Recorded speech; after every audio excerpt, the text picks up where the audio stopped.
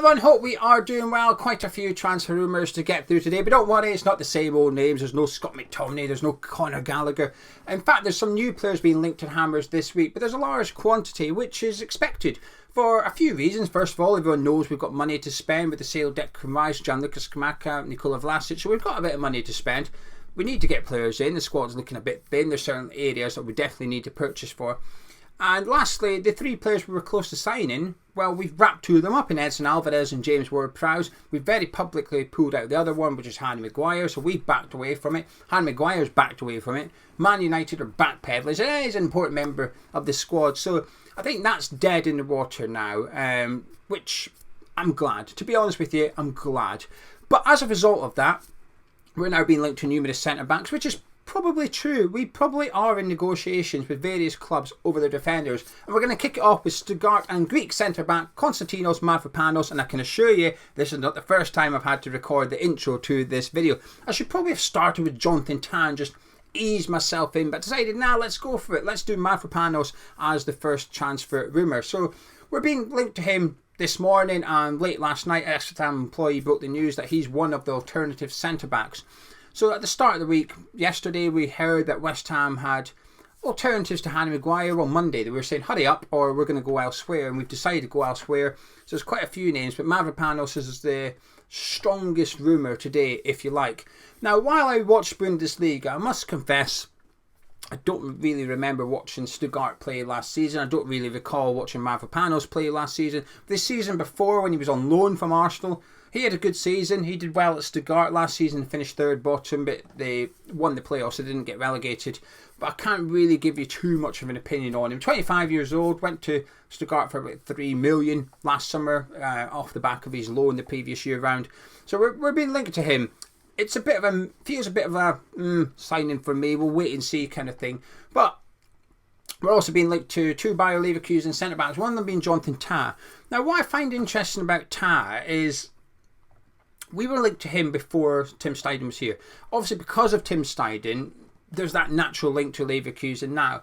But we were linked to Tah at the end of last season, before Steidten was even rumoured to be joining West Ham. There was links from us to him. So that would be interesting. That would insinuate that perhaps we carried an interest in him. So you'd imagine with the arrival of Tim Steidten, that would perhaps rubber stamp the deal. Say, yeah, let's go get him in. Let's go get him. Because the rumoured price tag of around 15 million is more than fair. It feels quite cheap, actually. And the difference between Tah and, I can't really comment about the Mavropanos. Actually, bundle Mavropanos in with Jonathan Tah here. I think these two players would carry the same sort of expectation from myself compared to Harry Maguire. If we sign Maguire, my big concern, it wasn't actually his playing ability. I think he's a good centre-back. I think he would do well under David Moyes. But it was the financial commitment from West Ham that made me concerned. It was, what's the long-term plan here? We do well for the next season, but then what? We're possibly stuck with him, with a manager that doesn't want him. So I wasn't keen on it. But hypothetically, if we signed Harry Maguire, I felt like he would walk into the starting 11 and Moyes would put him straight in. So that would either mean switching to a back three, or he displaces Aguerd. Now, I don't think Aguerd had the best game against Bournemouth. He was a bit shaky. If anything, it justified Moyes going after Harry Maguire. But I certainly wouldn't want to see him dropped for Maguire. But so if we signed him, my worry was that he'd go straight into the 11 at the expense of Aguerd. With Tah and Mavropanos, I'm not sure they do. I'm speaking more about Tah than Mavropanos here. Tah's a really good centre-back.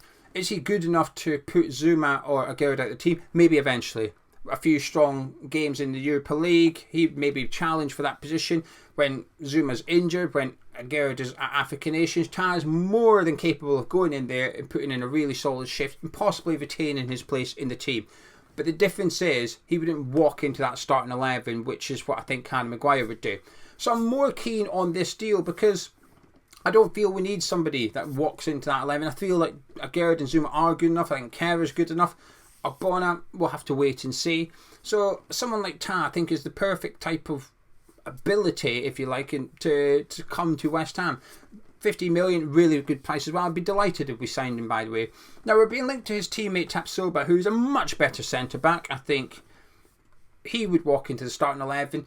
Now, Maguire, I feel, would walk in almost on how much he costs West Ham, whereas I think Tapsoba walks in because of ability. He is better than Zuma, and he's better than Agard as well. But it comes at the price. It would cost about, I don't know, 35, 40 million. Wouldn't surprise me if it cost more than that. So it would be a hefty outlay. But bear in mind, we've just been bidding 30 million for Harry Maguire. It's quite obvious the club are happy to spend big money on a centre-back this summer. So if you could get Tapsoba, I'd be buzzing with that one. He's somebody that walks into our starting 11. He's someone that makes our starting 11 better immediately. Whether it's realistic or not, I think it is. I think you could buy him. It just comes down to cost. How much would he cost? Would he come to West Ham? I don't know. I feel like he can hang on and get a Champions League club if he wants to. He's certainly good enough.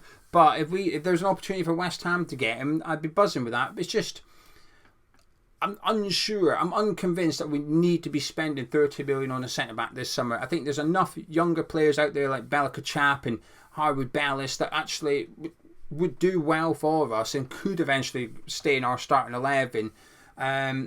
It would be better value, allow us to spend the money elsewhere in the team, more important areas currently. But anyway, that's the centre-back talk. There's other ones as well, but I don't want to bang on about them all the time. This video is sponsored by the OneFootball app, though, which is the best place to keep up to date with all your latest West Ham transfer rumours. It's completely free to download. If you've already downloaded it, great. Hopefully you're enjoying it. If not, please do give it a go. It helps the channel out a lot as well.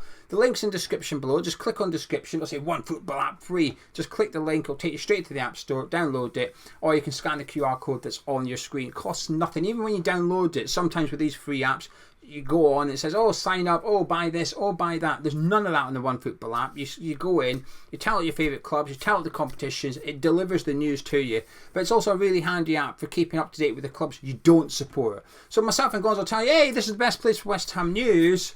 It's also the best place for sort of the major news going around the Premier League. If you want injury news ahead of the fancy Premier League deadline at the weekend, it's a really good app to get to keep up to date with everything that's going on in the world of football. It's because you can click on Premier League and see what the big news is from around the league other than just dedicated clubs. So give it a go, please. If you don't like it, you can always uninstall it, but I'm pretty confident you won't. Links in description. Now moving on to Montpellier striker Elye Wahi. Now I might be pronouncing this wrong. I've only heard of him because he's been linked to West Ham. You know this by now. If you're a long-term subscriber, you know I don't watch French football. I'm never ever going to pretend I watch French football. I don't. Not a minute of it. I don't even watch, Lyon against PSG. I don't even tune in for that. Not a minute of it. And I won't watch a minute of it this season. I don't have time. I've got no enthusiasm. I've got no desire to watch it. I don't have time. I watch the Premier League. A lot. Too much, but I watch the Premier League. And a few other leagues. But anyway, we're being linked to Elye Wahi. We got linked to him last season on and off throughout the season. And I still didn't go watch it. But we're being linked to him strongly in the last 24 to 48 hours. The suggestions are that he wants to come to West Ham. That's agreed. Him coming to the club's agreed. It's now down to West Ham to agree a deal with Montpellier for around about 30 million. I'm hesitant to believe this one. I'm hesitant. Do we need a new striker? In my opinion, yes. Does David Moyes want to buy a new striker?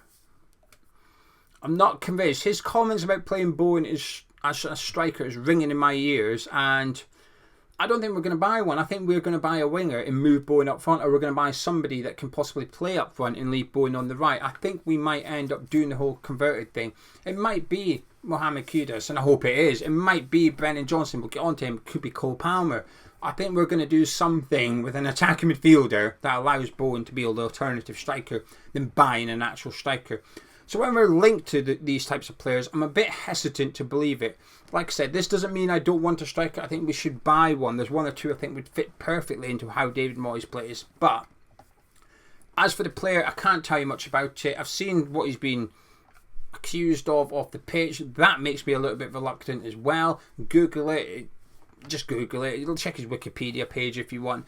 So that makes me hesitant. I'm not too keen on the transfer. But in regards to him as a player, I don't know anything about him. So if you do know, put it in the comments. I'll read it, and our subscribers will read it as well. We'll appreciate the review on Elye Wahi. Now on to sort of the big name that everybody's heard of but nobody's seen play. Well, that's harsh. Loads of you have seen him play. I have seen him play about 5 times probably. Jérémy Doku. Now everybody's heard of him. It's one of those players in the world of football that everyone's heard of. He's got a big reputation. He's expected to go on become world class. Let's be honest, that's the expectation of him right now. That's the hype around this kid. 21-year-old Rennes right winger. Obviously, we've seen him in pre-season. David Moyes had a little chat with him after the game. Moyes and Doku were pretty chatty. Either Moyes knows French or Doku knows Scottish. It's one of the two. But anyway, from what I've seen, fast, electric right winger, skillful, can score goals, can set goals up, and that's keeping it basic and simple. Like I said, I've probably seen him about 5 times in his career.